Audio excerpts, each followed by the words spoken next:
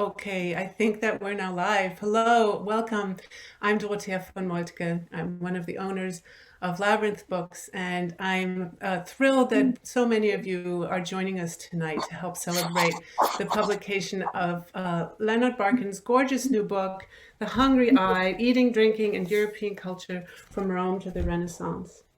And in a minute, I'll of course introduce our guests, but not before a quick shout out to our co-sponsors, which tonight are the Humanities Council at Princeton University and the Art and Archaeology Department, also at Princeton University.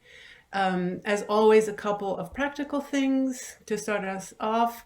Many of you know by now that the way to ask questions when we to have in the queue for a Q&A on this platform is to click on the Ask a Question button at the bottom of your screen. So just find that now for a second so you know where it is. And I will take the chat down during the conversation and put it back up during the Q&A, but I'm asking you, if you don't mind, put your questions as they come to you in the queue by clicking on that button.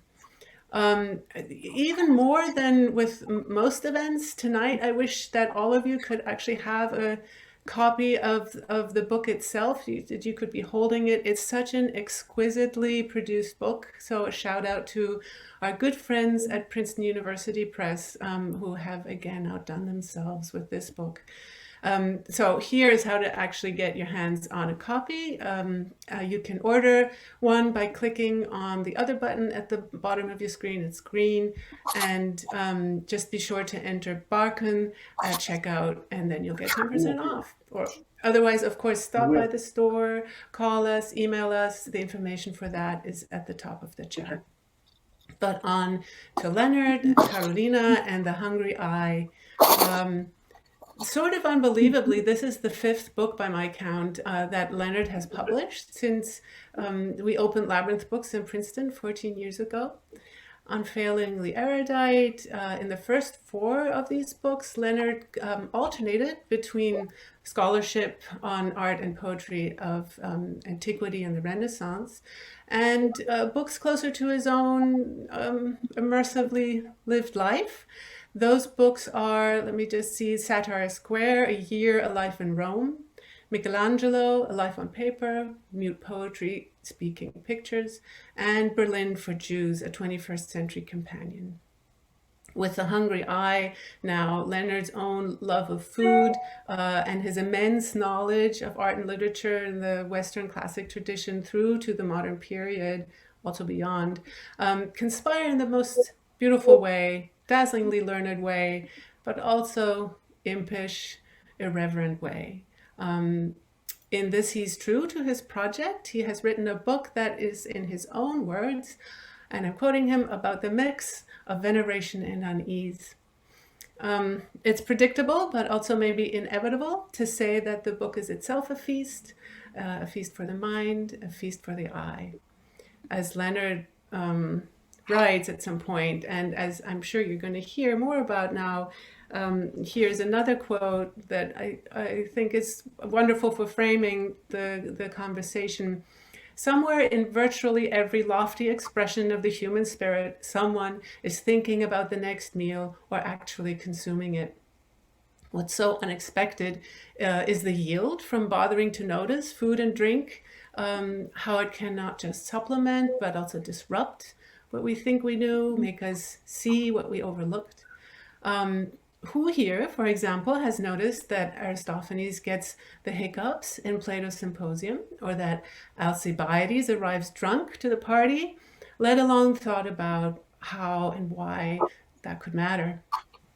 Ever elegant, ever funny, ever elegantly funny, Leonard is our host, our teacher, and our guide in this book, and also tonight.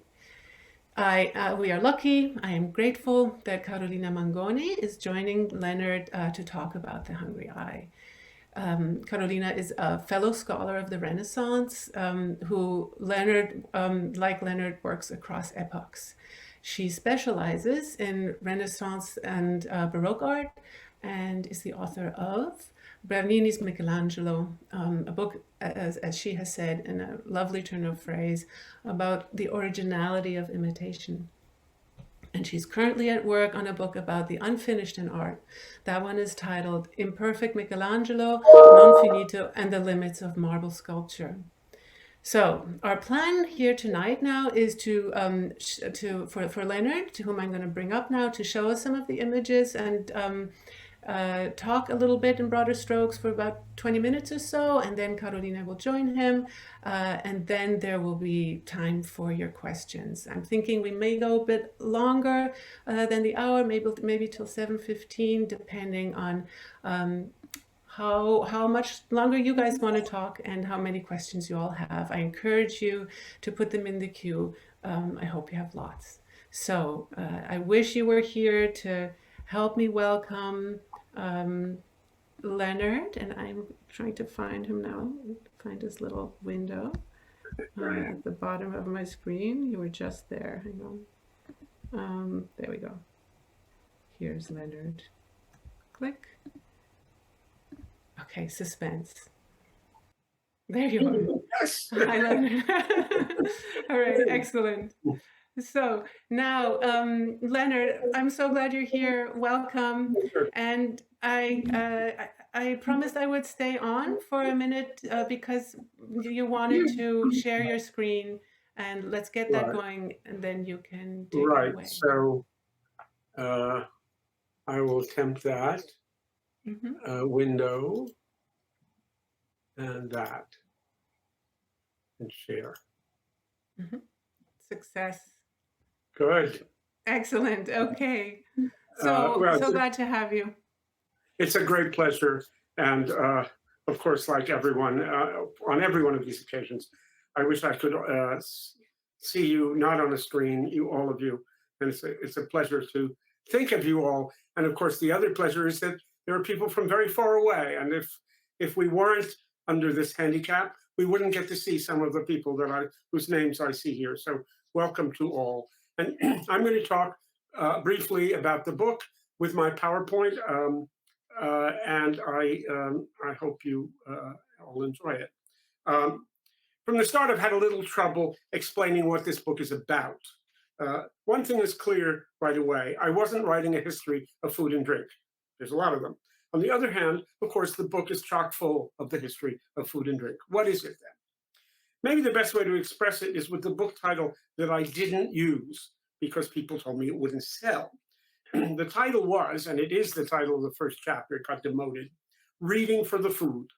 So the question in the book is, what happens if we look at a slice of European civilization, my usual beat, Plato through the Renaissance, plus the occasional glimpse at recent times, and read it for the food? In other words, okay, you're making an empire, you're winning battles, you're painting frescoes, you're writing literary masterpieces, you're rediscovering ancient art in the Renaissance, plugging an earlier book of mine. What are you having for dinner? Is that story about what are you eating on the margins, perhaps of more important things? Or do the margins turn out, as so often, to be central, as of course they do? To quote myself, this is a book about high culture and low culture, about centers and peripheries, about the return of the repressed, and it's a book about food. And the other mantra is all stories are stories about food. So the first chapter is a series of vignettes in which I demonstrate what it means to look at lofty monuments of civilization and read them for the food. Plato's Symposium, as Dorothea mentioned, is really a drinking party. We have to take note of the fact that there's hiccups and that the wisest speaker, it turns out to be the person, that is, say, Alcibiades, who comes in drunk. What kinds of struggles does Immanuel Kant go through when he's trying to define taste in all the aesthetic loftiness that he wants to give it, and finds himself embarrassed by the fact that it all goes back to something that is merely a Mundgefühl, a mouth feeling? And of course, the most important word is merely. What do you do about that? What sort of game is involved?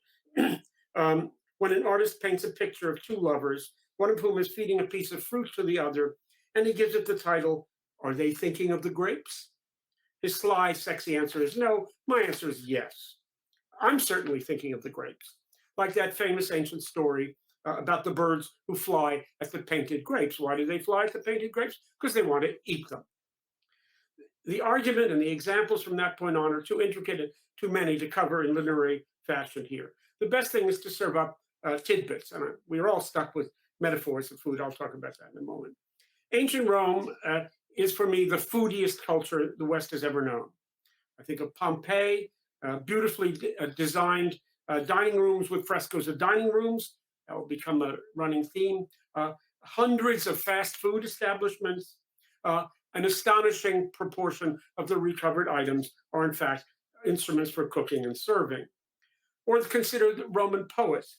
A giant proportion of satire, like Horace and Juvenal, is devoted to the pretensions of overwrought fancy dinner parties. Where another genre of poetry is the poetic invitation to dinner. And sometimes a map can tell the whole story. This is a map of what the Romans had to go through to get pepper, as you can see, from the tip of Italy to the Indian coast. What's remarkable about it is that unlike many other edibles, pepper was neither credited with contraceptive power nor with the power to increase sexual appetite. So they were just doing it for the food and going through schlepping all the way across land, no Suez Canal, just to get pepper. In a chapter called Fooding the Bible, which I offer jocularly in relation to queering, I show how Judeo-Christian civilization is as food crazy as Rome. The narratives of the Hebrew Bible are divided between famine and excess. The Jews in the desert complain, who could imagine such a thing, about the fish they ate in Egypt, the cucumbers, the melons, the leeks, the onions, and the garlic, which the Bible enumerates what they're not getting as they leave Egypt. God responds with the wonderfully named manna, and manna is really a version of the Hebrew word for what is it, or whatchamacallit, or the thing we have no name. And it is utterly labile. It's sometimes like dew, coriander, honey, and it is made eventually into cakes, very much like Near Eastern cuisine is now. And the Christian side of the Bible is no less foodie. Jesus famously declared that man does not live by bread alone, but many, indeed most, of the scenes of his life recounted in the New Testament are mealtimes, not to mention that an extraordinary number of his parables revolve around edible: fig trees, mustard seeds, old wine in new bottles, toilers in the vineyard, and that some of the most spectacular of his miracles involve the feeding of large crowds with limited resources. And of course, one of the big Bible stories that Jews and Christians share is all about eating. The Bible teaches us that we ate our way into fallen mortality. It wasn't sex, which is sort of the logical thing that excluded us from paradise. It was eating an apple. And of course, everything that has to do with eating is at the heart of the visual traditions that emerge from Scripture. I'll get to a big story at the end, but first a couple of glimpses, because I think the images in the book are so spectacular, I can take very small credit for them. Thank you, Michelle Comey and all her colleagues at Princeton University Press. So the visual experience of the Bible is so important. And I'll take one story from the Hebrew Bible, which is the Feast of Herod. Salome dances so beautifully at Herod's birthday party that Herod offers her anything she wants, even up to half his kingdom. Then, either on her own or through the connivance of her wicked mother, she declares that she wants the head of John the Baptist. And here we get to the delicious part. She says, this is not a trick of translation, it's there from the beginning, she wants his head on a platter. Renaissance artists, of course, love to depict banquets. This is Vasari's Marriage at Cana. This is Jordaan's Cleopatra and the Pearl. This is Giovanni di Paolo, Jacopo Salaio, and the Feast of Ahasuerus. But this banquet, the banquet of Herod, offers an unusual menu item. Here's the banquet, and there's the unusual menu item. Here's another, this is Filipino Lippi, and just so we can see it, there's the unusual menu item. And here, Giovanni di Paolo, and once again, the unusual menu item. And my favorite is Lucas Cranach, the elder. I love to note the picture, the face on the server who's bringing the next course, and then the reaction of Herod to what the previous course. And I think I always say, people are saying, no thanks, I think I'll have fruit. Then one scene from the New Testament, Mary and Martha. Jesus visits the home of two sisters, and we learn that one of them, Mary, sat at the feet of Jesus and listened to his teachings, and the other was busy about what is the Bible, distracted with much serving. And she complains to Jesus that her sister is just sitting there. How many times any of us who cook a meal, I mean, a couple who cook a meal, complain to each other about the other one not doing enough work? But Jesus says, Jesus takes Mary's side, not surprisingly. This is not the Virgin Mary, nor even Mary Magdalene. There are a lot of Marys.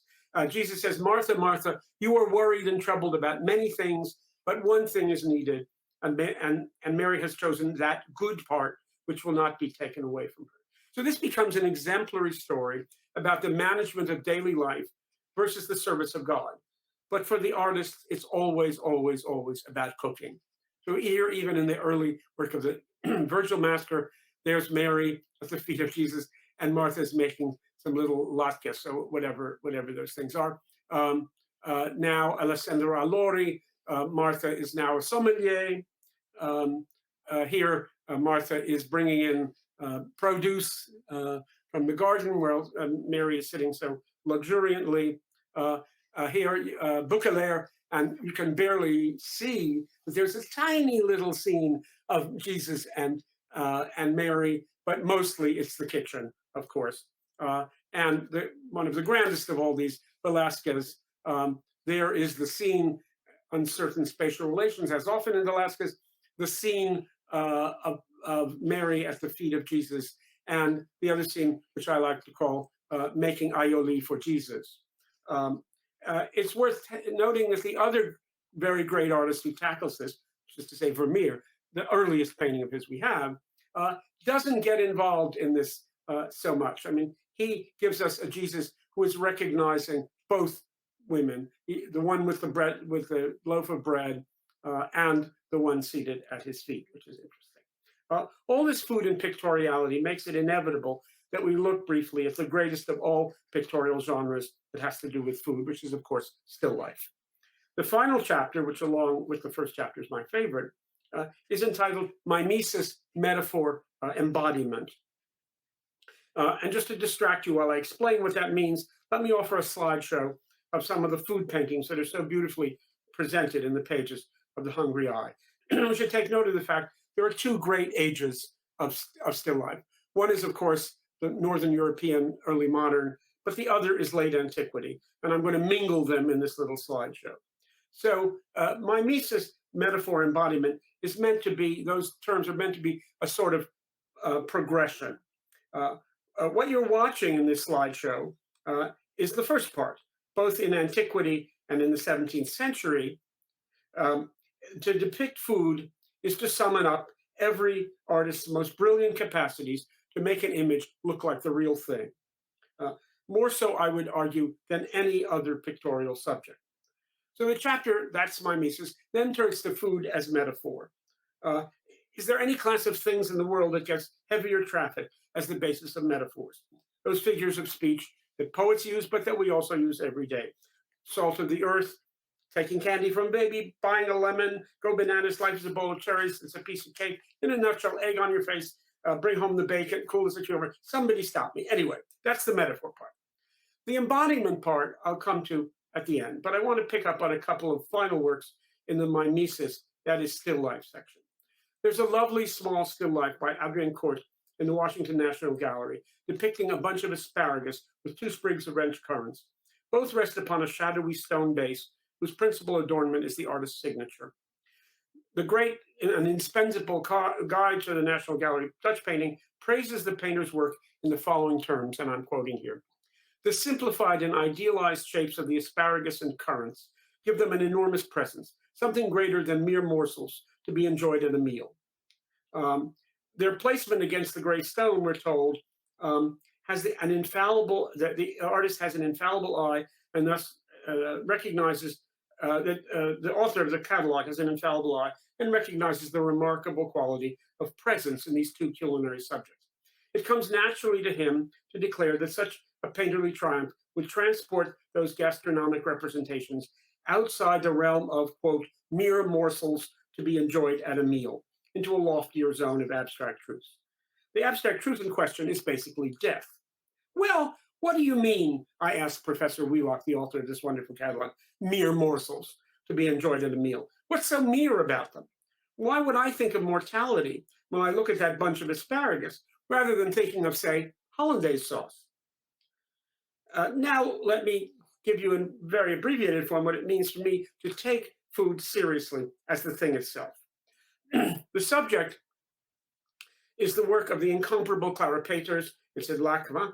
I'm quoting directly from the book so as to give you a sense of what it might mean to take a representation of food seriously, to read for the food when the food is the whole subject. I'm quoting myself now. The scene is dominated by a mound of casually heaped dairy products. At the top are curls of butter that have been cut with a comb-like apparatus. The opalescent shallow bowl in which the butter is being served is casually rather than securely placed atop a long-aged, dense, probably sheep cheese with a darkened rind. Things change in the remainder of the foreground. Two groupings of casually placed cherries bring a splash of color. One is that a bunch of sour Morello cherries that remain popular to the Dutch sweet tooth even to this day. Sharing space on another metal charger with one group of the cherries is the greatest act of painterly bravado, an artichoke that has been split down the middle, exposing the heart, the choke, the purple thistle at the center, and the interiors of the green on the outer leaves. One narrow segment, presumably from the other half of the artichoke, trimmed down to the part that is edible, lies directly on the table. There's a sort of isomorphism between the little wedge of artichoke and the detritus of the cherry. The one is the only edible part and the other the only inedible. This testifies to the fact that all this food is made for eating and not just for viewing. That's what it means, in my view, not to refer to food as mere, but to read a painting for the food.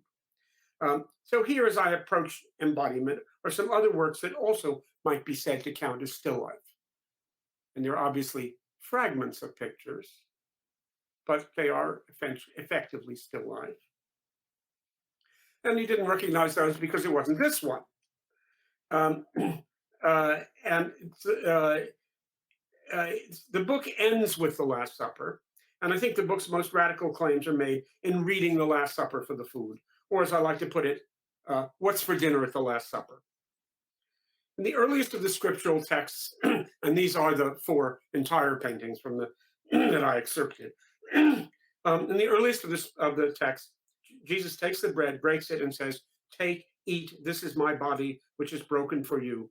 Do this in remembrance of me." And he repeats that with the cup. 2 things happen in the pictorial tradition. 1, the event becomes a full-fledged banquet, as opposed to a different kind of, and in the Western Church, a very rare version, which is the occasion when Jesus, this is a signorelli, is what that gospel, that Luke story actually says. He distributes the 2 sacraments without reference to a banquet. It's my view that in some sense the visual tradition hijacks this scene and makes it a scene about food. And so that's the first thing, is that it becomes a banquet. And the second is that the banquet, in the great tradition of banquets going back to Pompeii, becomes the decorative element for banquet scenes. That is to say, the Last Supper becomes the central decoration for the kind of refectory where clerics take their meals. So this is indeed like the Pompeii dining rooms decorated with dining rooms. So the result is a great cultural leap or cultural contradiction that lies at the heart of the Eucharist and is being enacted every time mortal dinner takes place in front of a space in which, as Scripture tells us, the faithful are eating the body of Christ and drinking his blood. The book ends with a famous moment when this problem, shall we say, hit the fan. Veronese's painting in San Giovanni and Paolo in Venice, where he produced a particularly vivid and detailed banquet and got summoned up before the Inquisition as a result. The interrogation consisted in asking about the details of the scene. In each case, what the Inquisition believed should be Christianity's most sacred foundational moment, because this is the Last Supper, you would scarcely know it. What they believed should be Christianity's most sacred foundational moment Veronese in the interrogation, and it's by chance that the record of this interrogation turned up in the 19th century. Veronese describes it as part of a particularly grandiose Venetian banquet. So they ask him about this figure, the figure in the center. He says, that's the master of ceremonies. They ask him about these soldiers you can see over there and say, well, he's a rich man. He would have definitely, hired help, security. They notice this person over to the left. What is he doing? He's having a nosebleed, which may happen at Venetian banquets, but not mentioned in the gospel. And they ask about this scene. After all, there it is, the Holy of Holies. And he says, they're carving the meat. And one of the apostles is trying to see which piece of lamb he got. And then finally, they ask about this, and you can barely see him. But right behind the pillar, there's a gentleman who is picking his teeth with a fork. So that's what happens at a Veronese Venetian banquet. The fact is, it's also a Last Supper. And to understand how that all comes out, well, you'll just have to buy the book. Thank you. And now I am to be rescued. And so Leonard, now if you would just unshare your screen, then Carolina can join you. And there's a button for that towards the bottom probably of your screen. Yeah, Nick will help me. Good. I keep a house. I keep a house advisor. Stop sharing. There we go. And hello, Carolina, and over to the two of you. Thank you, Leonard, for inviting me to have this conversation with you. I want to begin by expressing my admiration for the Hungry Eye with its extraordinary range and its nimble and irreverent trajectories across many topics and centuries. You've created a feast, as Dorothea suggested, both satisfying and humbling.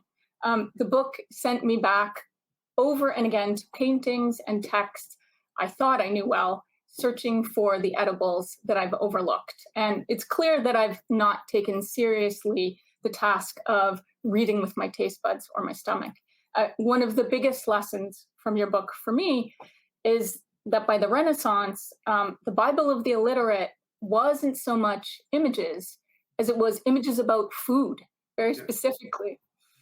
I want to start sort of setting up your method as a way of, or summarizing your method as a way of having you explain some of the terms that you use. You start in the first chapter with the 2nd century CE mosaic of the unswept floor. This is a trompe-l'oeil on a Roman floor where random detritus of the consumed meal is strewn about. And it's a sort of signpost, both of your method and your method of selection and your method of analysis. In many ways, you've created a Warburgian builder atlas of gastronomy, visual and verbal. And you're not interested in change across time and space as much as instances of return, mutation, recurring textual and visual patterns. There are some tabula rasa subjects, and you've mentioned them, and I hope we come back to them. But you illuminate differences in value systems regarding food. So in some cases, food is vaunted at the center of everything, and more frequently, it's displaced to the periphery. Food is the germ of tension and contradiction. The table is the site of refinement and coarseness. The fact that food is a substance of ingestion, that it appeals not just to the eye, but to the mouth and the gut, make it problematic.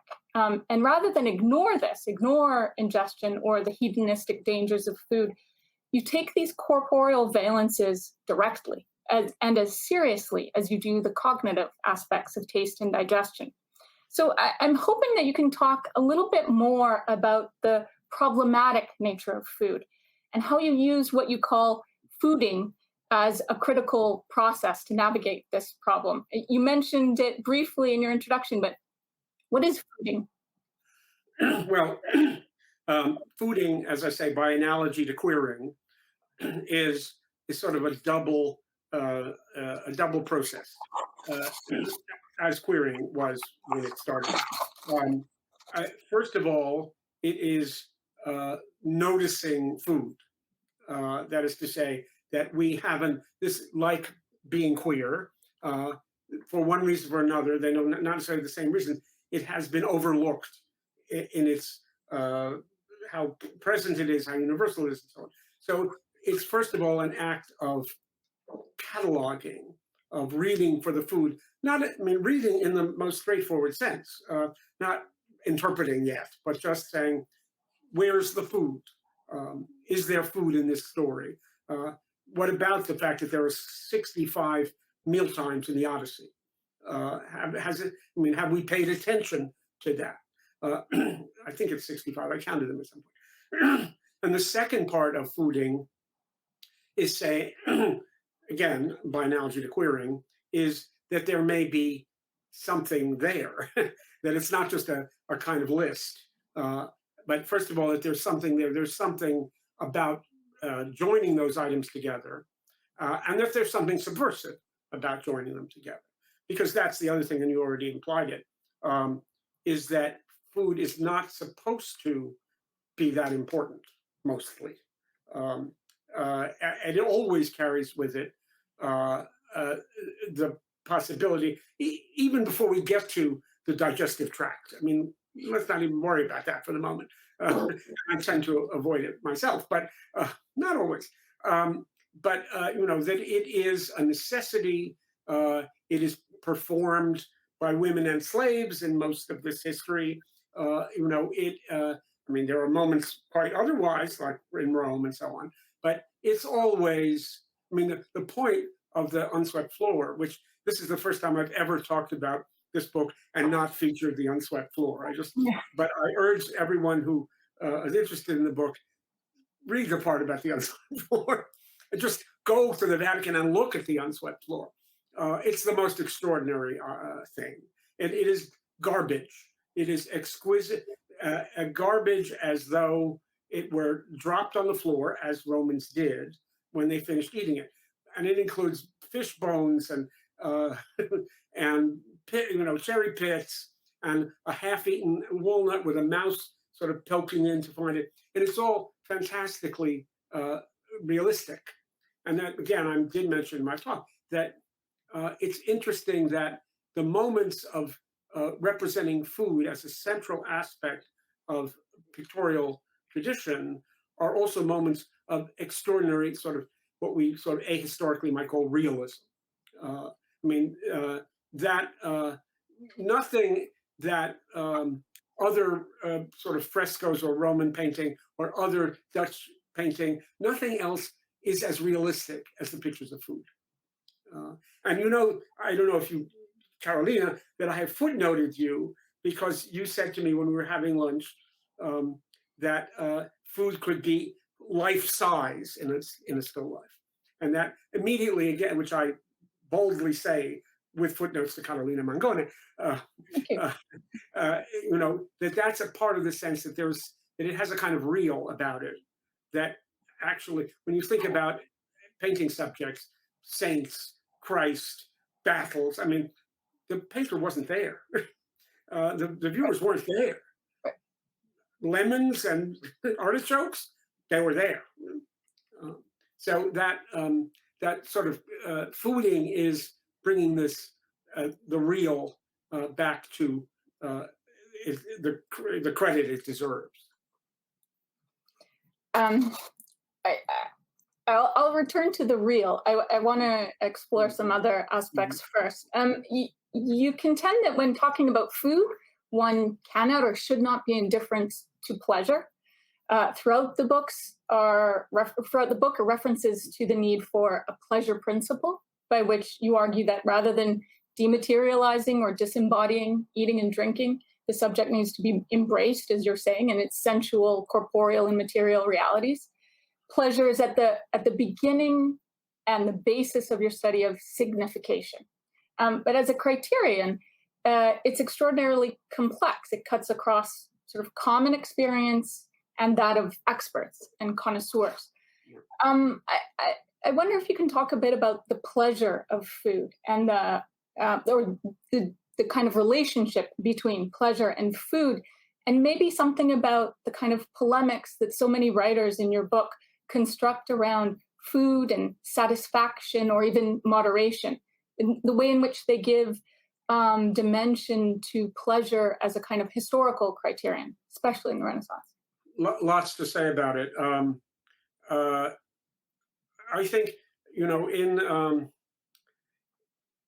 the phrase, I'm having a senior moment, the phrase honest pleasure, the Platina, there's a remarkable book. It's another of the kind of detachable, fascinating topics for me in producing this book.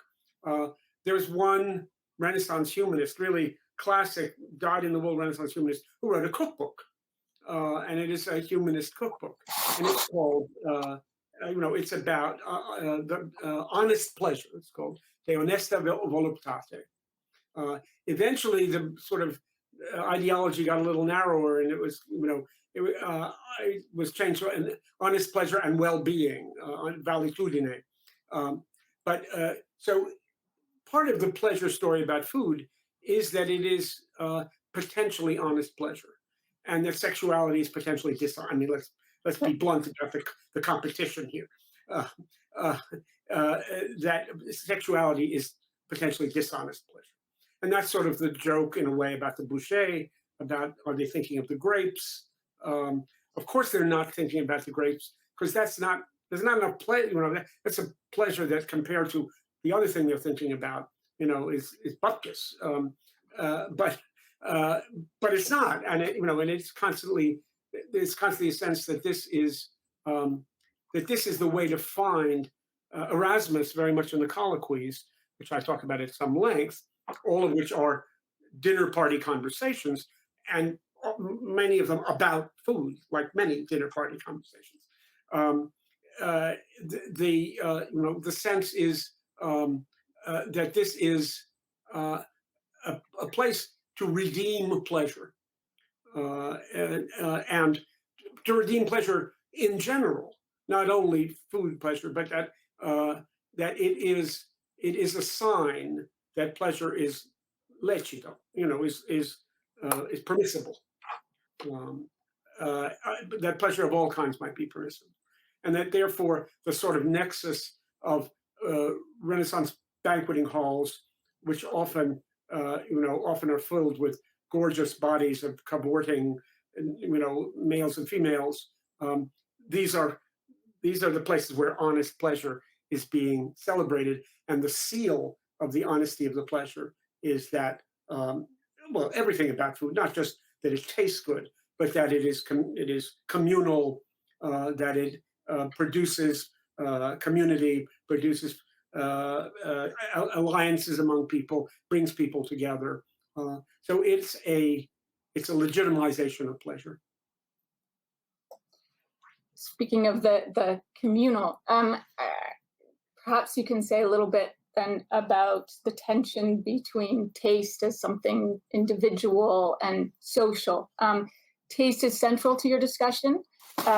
You afford it enormous scope, both as a physical sensation and an aesthetic experience. Taste as a corporeal reality is individual. It can't be treated systematically because it's so connected to the individual and individual perception, but taste buds, I understand, open up or give us access to aesthetic appreciation. And so the move from, I think, physical taste buds to aesthetic tastes is like the move from the individual to the social. And I wonder if you would discuss the kind of aesthetics of taste and its relationship to what I think you show to be either an aesthetics of sociability or an ethics of sociability. I make a great deal out of the sort of cliche phrase, which we don't even know the source of, de gustibus non est disputandum. It has this kind of classical aura. It's probably not even a classical phrase. We really don't know. The closest thing, it's very interesting origins. There's a line in Caesar about he's given artichokes with vinegar instead of oil or something like that, and his underlings say, we're sorry, sire, that's what they did. And he says, well, you can't dispute about tastes. So the reason, and I asked, well, why can't you dispute? Why can you not dispute about taste? I mean, you could dispute that, obviously, but what is the premise according to which we say, yeah, that's true? And the premise, and why is taste the thing? I mean, obviously, what we use it to mean is that that your particular liking for something is not an imperative for the person next to you. Um, but why is taste the item here? And of course, it's because it is radically individual. I mean, now taste in the narrative. I mean, the whole book could be framed around the different meanings of the word taste, or meant much in the book. And that's why the Kant is, obviously I gave him 30 seconds, not even 10 seconds. It's extremely interesting what he does, what he's sort of struggling with when he wants to talk about theories of taste and is stuck with a word which he has to admit is, soup and sausages and Königsberger Klopse, presumably, given where he comes from, which works for my taste. So that there's a premise here that there's something about this experience that is radically individual and permissibly so. I mean, after all, to say you can't dispute about taste is to say we're not going to have a battle about it.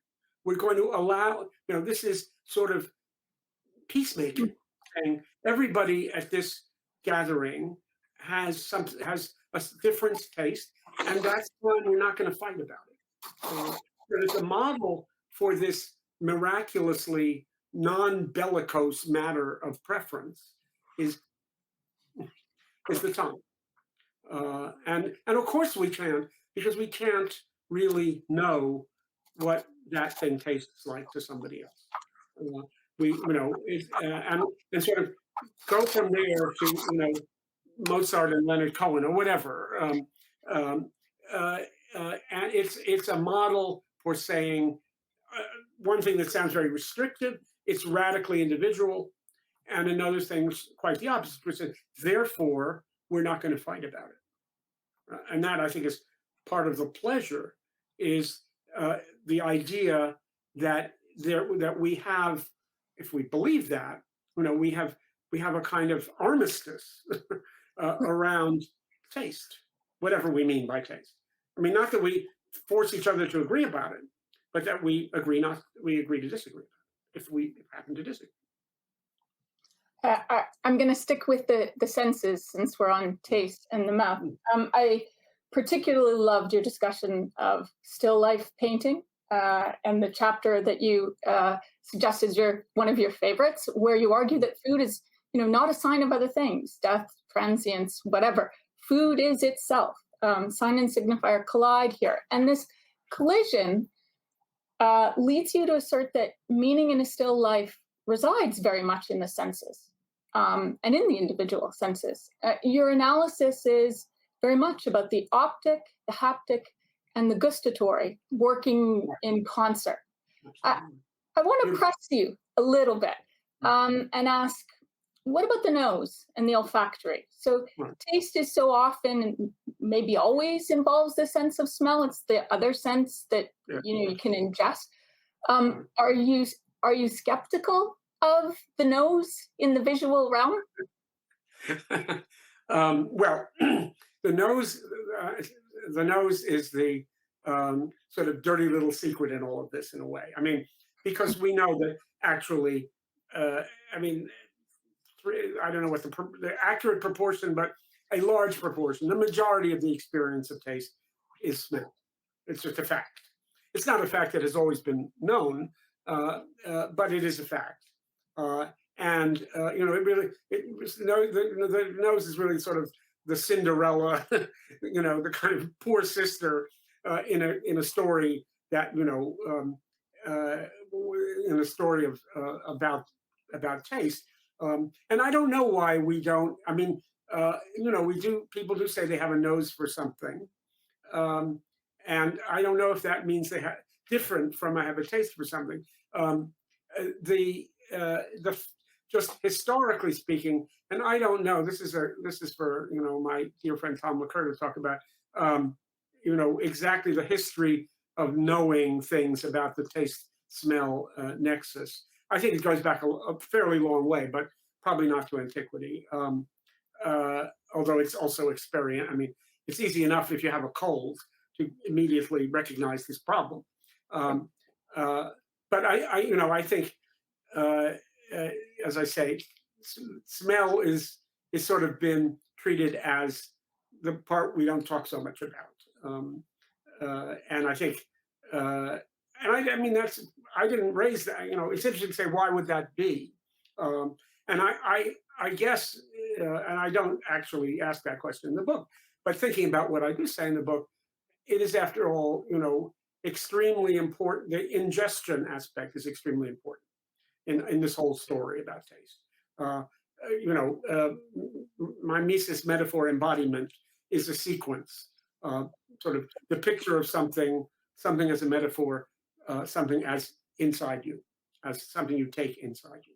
So I think taste gets the top billing here because ingestion is only, because it's the only sense that you literally take something into the body. Yeah. And I mean, you could say that's true of smell as well, but it doesn't look like that happily. Yeah. So I worked hard after I answered the question to see if I could find, paintings that very, very immediately made me want to smell. And the only one, I kept returning to the unswept floor, because arguably the mouse is both gnawing and sniffing, right? It's both Daniel and DGD, right? Yeah. And it probably smells terrible in that case. Right. Yeah. It's not an enjoyable. And that's sort of, then you really notice, then you notice your sense of smell. I wonder if I might ask you, staying with the visual for a moment. There are a handful of references in your book to architecture made out of edibles like sausages and marzipan, Right. to architectural spaces of dining or even of entombment. But by and large, food and drink are the purview of painting. The medium is very much a part of the message here. There's one tomb sculpture and offer in your book, but as far as food goes, would you say that your selection implies that marble statuary is not real enough or not appetizing enough to represent dinner? Is it that sculpture's mimetic strength is the figure, not food? As I read, I wondered how many sculptures of Bacchus, for example, make me crave good wine or a bunch of grapes. And maybe I'm being Pliny about it. I don't know. Well, I'm totally Pliny all the time. All Pliny all the time. We scarcely have a sense of painted sculpture, though antiquity certainly did have. In other words, we would start with the not entirely accurate assumption that sculpture is monochromatic, and that, the real partner of food here is color. I don't know, partner. The real medium of food in art, obviously, and obviously shape is nice too. But black and white still life is not a genre that I think has had much of a career. We'll find another line of work. So I think absent color, or however accurate it is to believe that sculpture doesn't have color, then food is very much kind of left by the wayside, and that's already in the birds and the Zeuxis parasius in the birds and the grapes. Certainly, they are, and literally, in fact, birds are very attuned to color. Again, if it were a black and white grapes, that whole thing would have gone to hell in a handbasket, that story. But so I think sculpture just takes the day off here. I see a face.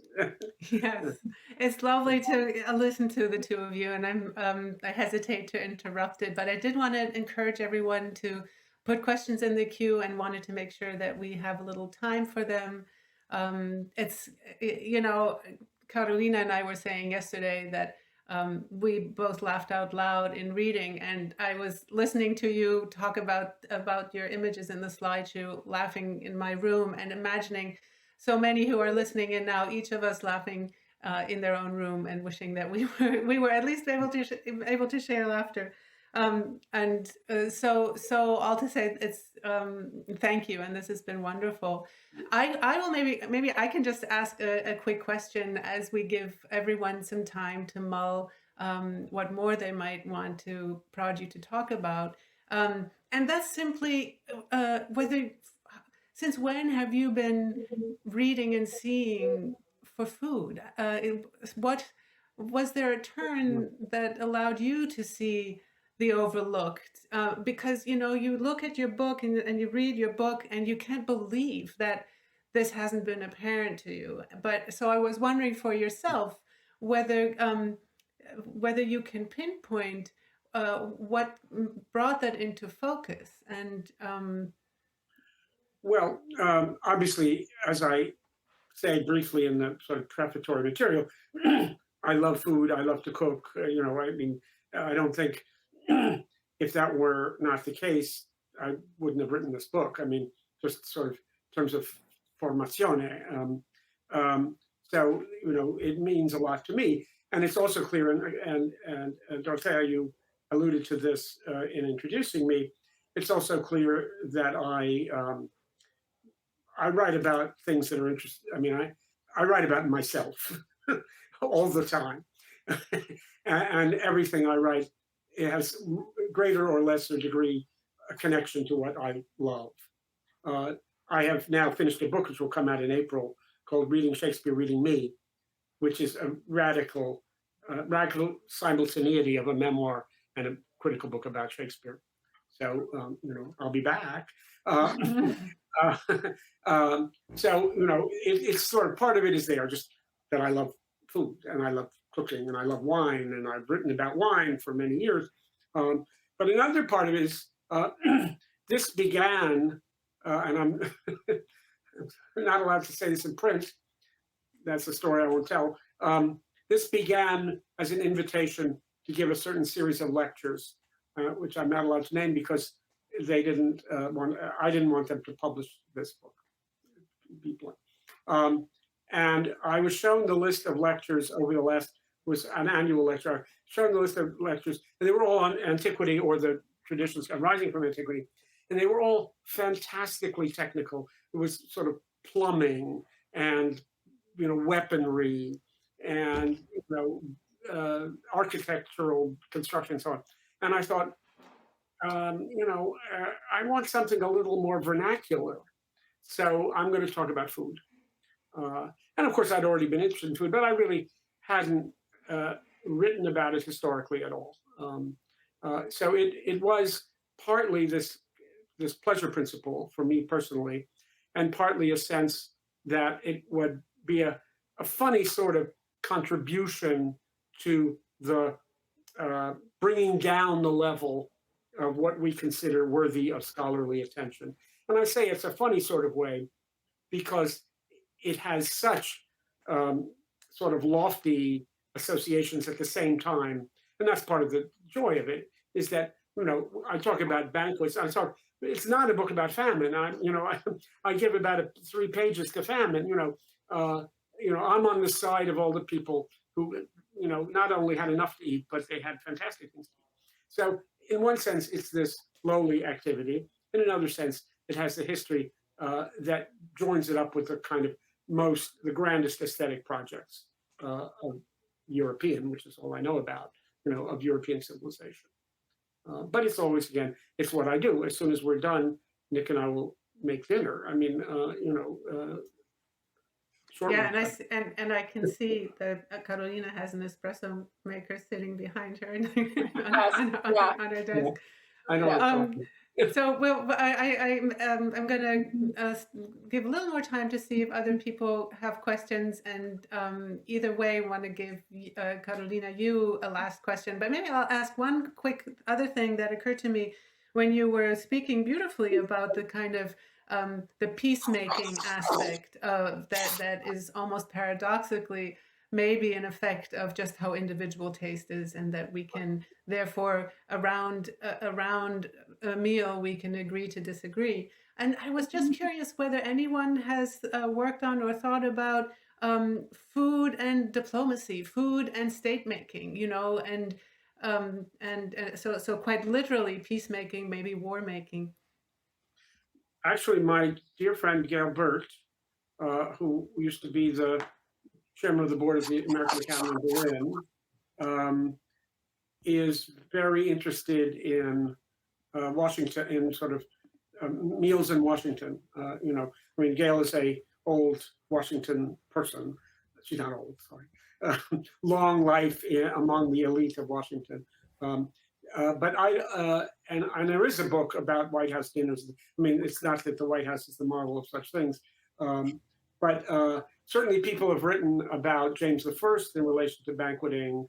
I talked briefly about Catherine de Medici, or Catherine de Medici, and her sort of governing by bank. I mean, having come from Italy, erroneously supposed to have brought it Italian cooking to France. That piece of history isn't really true, I think. But she had a very weak hold on running France and strengthened it via, banquets, but also in Roman antiquity. I mean, and I do talk about that. I mean, the kind of public banquet and the question of who got to eat there and whether they all got the same food and so on. So certainly, this has been, people have noticed that as a piece of politics, banqueting has been very relevant. And that actually links up nicely with a question in the queue from Daniel Garber, saying one thing that you didn't mention is the social and political, in a different sense, dimension of food. Food as a signifier of class, politics, ethnicity, etc. How did those elements fit into your projects? Well, not so much is the answer, though they could. I mean, I think, again, maybe the fullest account of it is in the section on Rome, and it really does come up there. Obviously, the different social strata have different stories about food, but often in common. Again, that food brings people together. There's a wonderful poem, maybe by Virgil. Most people, I think it's not by Virgil, which is simply the description. And this is Virgil who wrote, about very grand subjects, but this is the description of a countryman and how he puts together his little salad and where he gets the greens from and so on.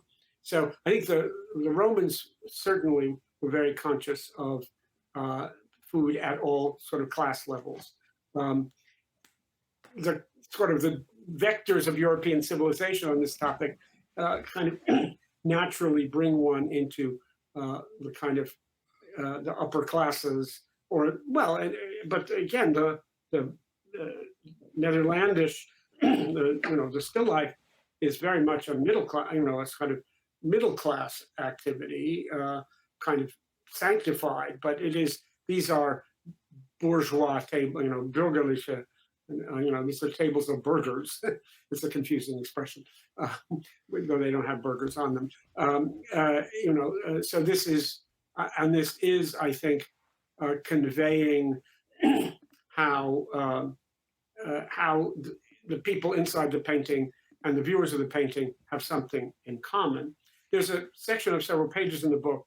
I noticed when we were living in Berlin and went to the Gemäldegallery, and I asked Nick, who takes pictures after all for a living, to take a picture of every painting that had food in it. And that turned out to be an enormous number of paintings. And most of them were not still life. It's not like going to the Rijksmuseum as far as still life. One of the things I noticed there, and then noticed it everywhere, is, and I talk about it, is the Madonna, and there's the Andachtsbild, the Madonna and Child, in that sort of contemplative, the thing where it's not a narrative of them, but a picture of them that the viewer is to contemplate, that in an extraordinary number of cases, for some weird reason, there's a piece of fruit there.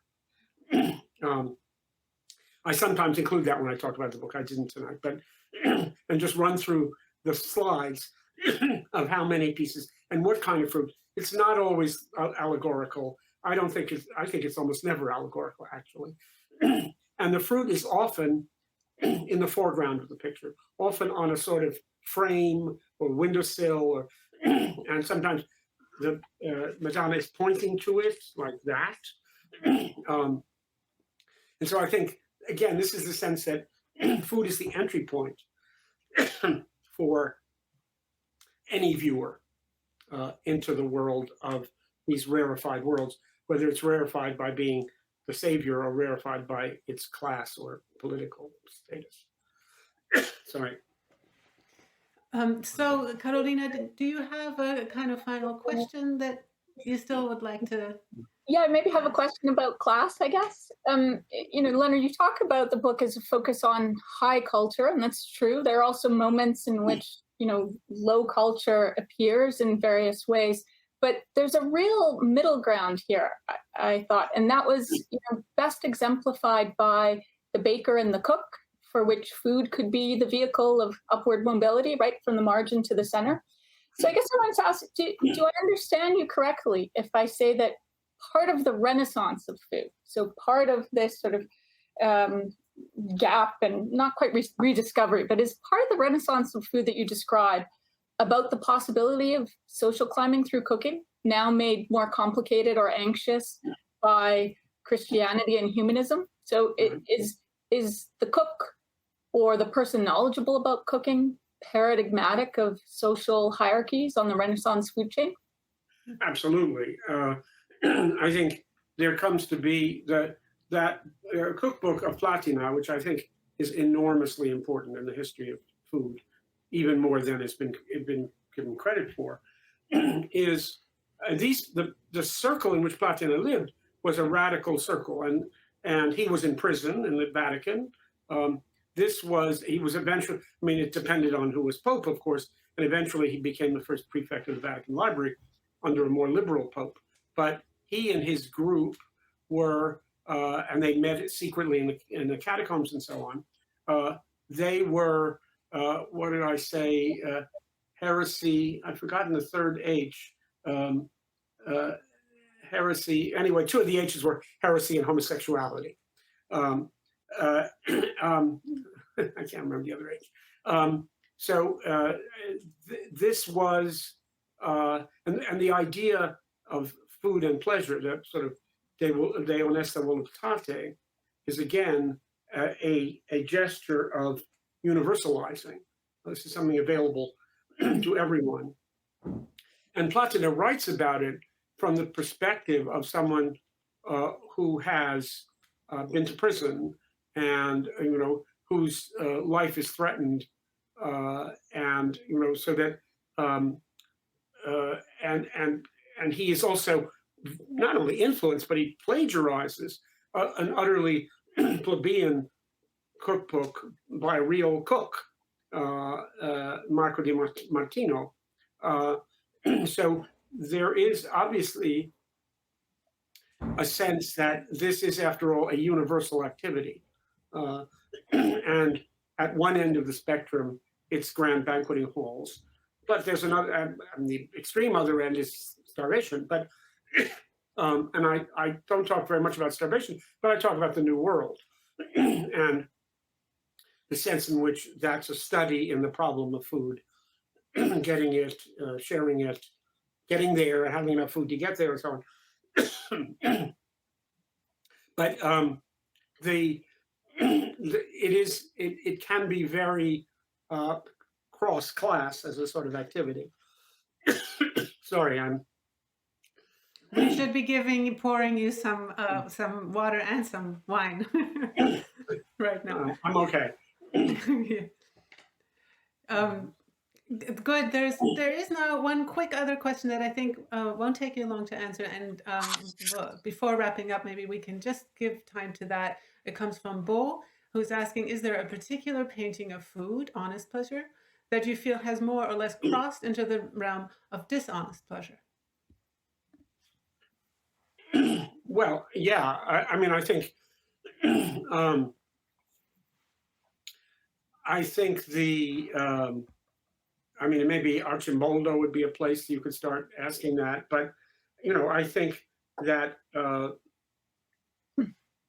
that the aggressively lush still life, um, and that could be in either of the two periods I talked about, either late antiquity or the 17th century, that they sort of aggressively lush still life is sexy. And I think it plays the role of attraction that images meant to be sexually alluring play. And I think part of the reason that the critical history, the kind of the critical history of still life, especially Dutch still life, is so, in my mind, weirdly overbalanced toward finding mortality. I mean, some of these images are explicitly about mortality, but the example of the court still life, which Arthur Wheelock, says is all about death, as far as I'm concerned, that's a joke. I think I think the insistence that that these are all about how the flowers will fade and the peach will rot and so on, when they are absolutely not like that, when we're seeing them, is a sign of the anxiety about the kind of attraction of still life, that it produced the same kind of anxiety as pornography does. And of course, we are all familiar with that, with spreading the notion of pornography to include other things than sex. And I think I think that it is, and of course, there's all kinds of sexual symbolism in fruit, which may be present at least as readily as death symbolism. But that the still life is a medium of dangerous allure, which many of us are happy to be allured by.